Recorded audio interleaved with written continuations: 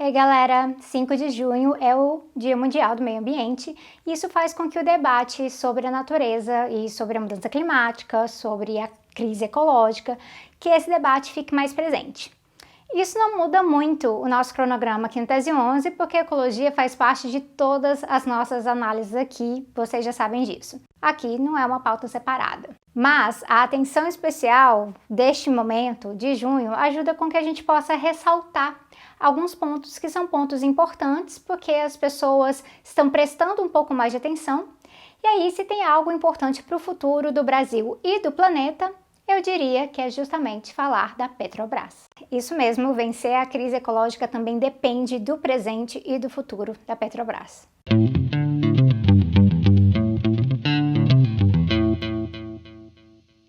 A narrativa rasa sobre o meio ambiente olha para uma empresa como a Petrobras e vê uma grande vilã.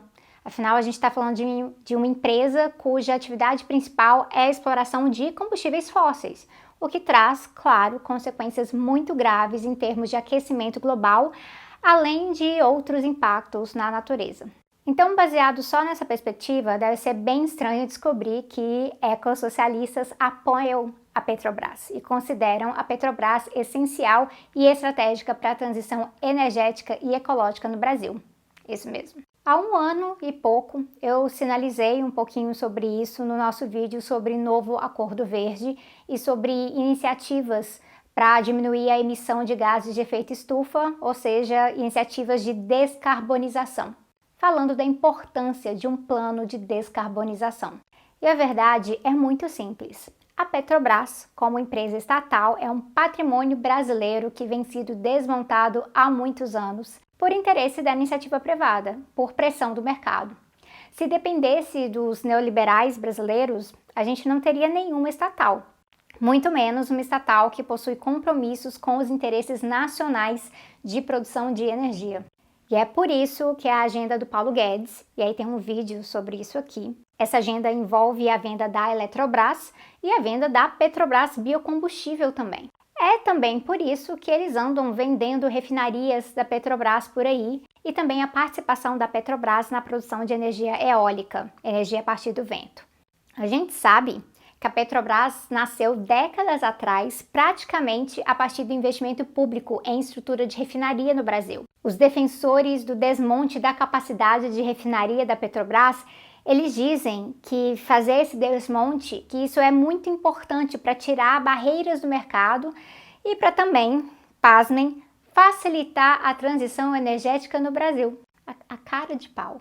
Pois bem, pessoal, o resto desse vídeo aqui é para te contar que qualquer mensagem que trata privatização e desmonte na Petrobras como algo positivo para a transição energética, uma transição em renováveis do Brasil, bom, isso é uma enorme mentira. Apesar do nome Petro, até alguns anos atrás, a Petrobras ela vinha se reposicionando as suas operações, os seus investimentos, suas prioridades de pesquisa também, para não ser simplesmente uma empresa de petróleo, mas sim uma empresa de energia.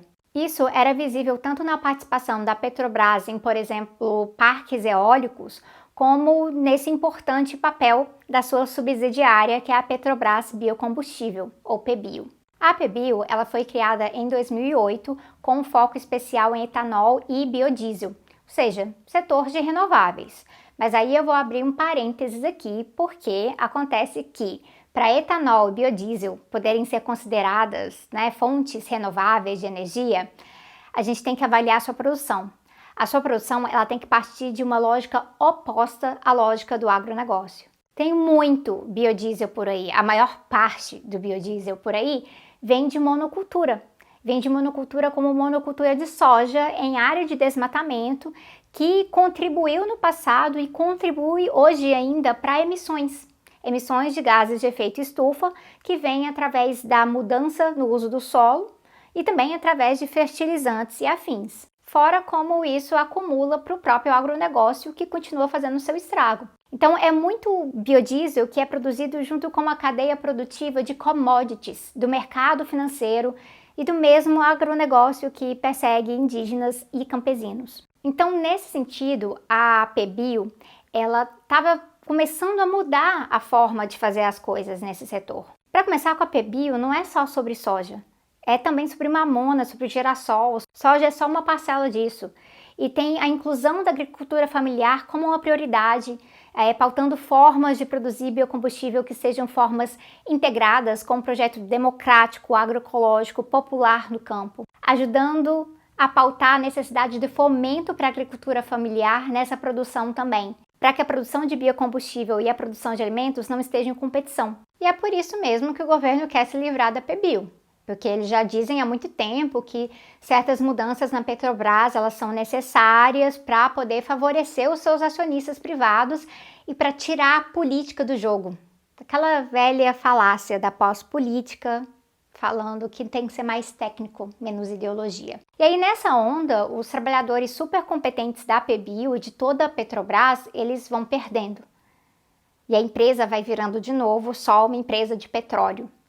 E aí o Brasil todo perde também. Ou acontecem algumas coisas como, por exemplo, a empresa agora promovendo combustível sujo como se fosse renovável porque colocaram verde do lado, que é o tal do diesel verde. A gente sabe que a descoberta e a exploração do pré-sal fez com que muita gente da esquerda passasse a tratar o pré-sal como assim a nossa grande chance de desenvolver. Passaporte para o futuro do Brasil. E aí, ou tinha essa ideia de explorar o pré-sal de uma forma mista, usando royalties para investir em saúde ou educação, ou até mesmo uma ideia que é muito presente no desenvolvimentismo estatal, que é sim do pré-sal ser todo 100% nosso, e assim a gente garantiria o caminho para uma verdadeira industrialização do Brasil, rompendo com a nossa dependência. Do ponto de vista socioeconômico, essas duas lógicas até parecem fazer sentido, mas essas duas lógicas estão erradas. Eles contaram por aí que o nosso grande problema era simplesmente corporações estrangeiras, privadas, tentando passar a mão no nosso pré-sal. Mas não é só isso, gente. O nosso problema também é a ideia de que se o pré-sal é nosso, então a gente tem que explorar o pré-sal até a última gota. Isso é de uma ingenuidade gigantesca que infelizmente a gente vê por aí, a gente vê até mesmo na esquerda socialista. É muito evidente, é muito óbvio que não dá para abandonar o pré-sal amanhã. Porque não se trata da gente simplesmente substituir fontes de energia suja com fontes renováveis e mais limpas. Mas se trata de transição, um processo de transicionar essas fontes de energia. E aí, como isso também exige investimento em capacidade, em pesquisa e também em formação de empregos e bons empregos. Ou seja, isso exige um projeto, um plano de transição, de descarbonização. E aí, isso significa que tá super errado quem defende a Petrobras como estatal 100% pública, simplesmente para o petróleo ser todo nosso e dizendo que isso sim vai nos garantir soberania energética de verdade. E a minha vontade é meio que sacudir a pessoa e falar: alô, você realmente acha que existe soberania energética em explorar 100 anos de pré-sal? Fazendo isso para os nossos interesses, sendo que o planeta já não aguenta o ritmo atual de exploração? A gente tem 100 anos? A gente não tem 100 anos. Se você realmente acha que é para a gente simplesmente explorar petróleo porque não temos alternativa, em vez de construir alternativa. Ou 2, se a gente não explorar, os imperialistas virão e tomarão da gente. Isso é razão para colocar mais gases de efeito estufa na atmosfera? Isso é uma lógica bem simplista, muito simplista e sinto muito. É um péssimo anti-imperialismo. O que a gente precisa é sim defender uma Petrobras como uma estatal 100% pública, lutando contra esses desmontes atuais. Mas a gente tem que fazer isso entendendo que essa Petrobras ela só é estratégica para a nossa soberania energética se ela também for estratégica para a nossa transição ecológica. Então, gente, isso é sobre defendermos o legado da Petrobras como empresa de energia, com fontes diversificadas, que não fique aí só mantendo pesquisa sim sobre renováveis, sim, vamos pesquisar, como a gestão atual ainda diz que vai manter, mas sem nenhum investimento em capacidade operacional de verdade, para a gente mexer na matriz energética brasileira. Mexer com bastante diversificação, e aí que num plano de transição, um plano de transição bem calibrado, que aí isso signifique que a Petrobras possa ser menos petro e talvez mais Solarbrás no nosso futuro, ou algo assim. E diga-se de passagem, é isso que outras estatais de petróleo estão fazendo mundo afora, como o exemplo da Equinor. Mas a Petrobras já estava começando a caminhar nesse rumo. Poderia estar um pouco mais avançada, mas já estava indo nesse rumo e já tem tudo para ser liderança na transição. Só que isso não vai ser possível se esse desmonte continuar, porque o desmonte é parte de um projeto de privatização e também antiecológico. E é por isso que qualquer pessoa que se importa com a crise ecológica, com as crises ecológicas no plural, essa pessoa precisa apoiar a luta dos trabalhadores da Petrobras por uma empresa estatal forte, com um projeto de energia nacional. E aí somar isso com a defesa da Eletrobras também, como estatal, porque a privatização da Eletrobras também é um enorme problema nisso aí. Uma Eletrobras privatizada não significa somente que a conta da eletricidade vai subir, prejudicando ainda mais a população brasileira, mas significa também, mais uma vez, que nós seguiremos sem real autonomia energética.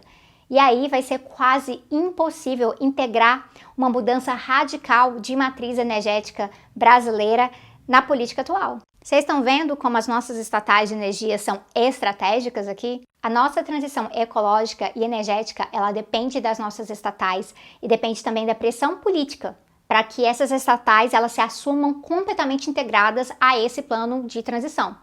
E aí essa pressão pode vir até mesmo da gente. Por exemplo, a gente que acredita que sebo bovino não deve fazer parte da matriz de biocombustíveis porque a gente não quer resíduo de exploração animal dentro da nossa produção de energia. Mas esse diálogo só é possível com a defesa dos trabalhadores e a defesa da empresa como estatal.